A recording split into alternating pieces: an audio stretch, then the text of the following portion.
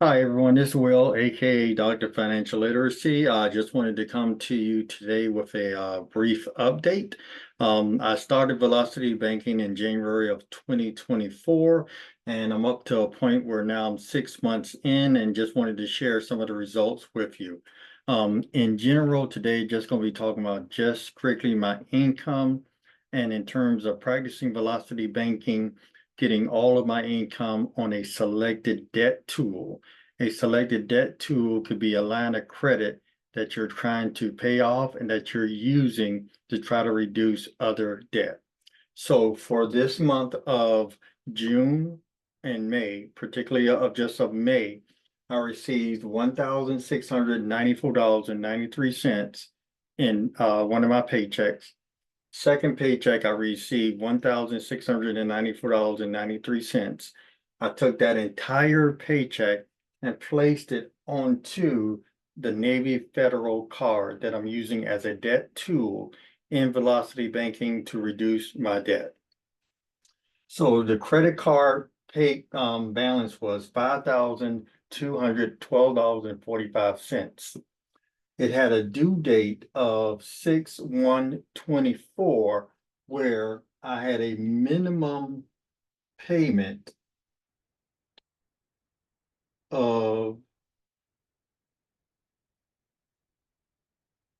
$141.85.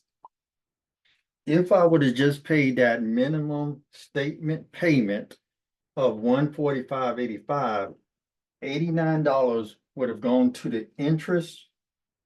$51.90 would have gone toward the principal balance of $52.12.45.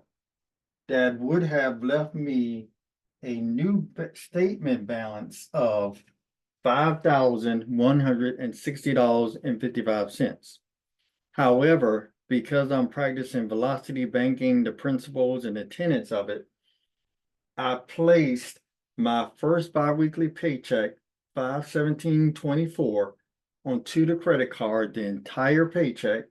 That brought the balance down at 1.351752. I got paid also in May again, $1,694.93. I took that entire paycheck and placed it onto the card. So all in all, my entire income for the month of May totaled $3,389.86 in general. I placed that entire amount onto the debt tool of Navy Federal that I'm trying to pay down. And I have not talked about my expenses. So the only thing I just wanted to get clear and to start that I've made it from just putting maybe one bill onto a credit card and using velocity banking till now, 6 months later, I'm at the point where I place my entire paycheck onto the debt tool. It could be Navy Federal, it could be Bank of America, it could be Visa, it could be Amex. So I had a number of other cards in general. But again, now I'm to the point where I can do this with Navy Federal because it also has additional tools that I'm using where I can place my mortgage or my rent onto Navy Federal credit card in general. So at some point, with just making these two payments, now I'm not talking about the expenses, that'll be in the next video, but just getting my entire paycheck onto Navy Federal card with a statement balance of $52.12.45. At some point, I got it down to $18.22.59 within the month, which saved on interest on the credit card. If I would only have paid that payment, then my new balance going into June would have been $5,160.55. So I've saved some interest in here, and that should be reflected in my next statement that's coming up, and I'll keep you updated. I am a political economist.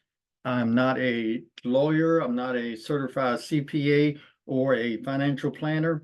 I'm just sharing my experiences of how I have used velocity banking and accelerated banking in general. And the purpose to recap this video was just to show that 6 months later, I am at the point where I'm placing my entire paychecks onto whatever debt I'm trying to pay down, particularly credit cards. So again, this could have been an Amex, a Wells Fargo, a Bank of America. These are credit cards that I have and use this strategy in general. In the next video, I'll throw back in my expenses and then we'll see how that goes. All right, well, if you like the video, please hit like and subscribe so that it can move up in the algorithm and other people will be able to see it. Again, this has been Will, aka Dr. Financial Literacy, just sharing my experience over the last 6 months of how I have used velocity banking and accelerated banking principles to pay down my debt. And this has been a reduction in debt of, I think, about $10,000 to $15,000. All right, well, thank you very much for stopping by and have a great day.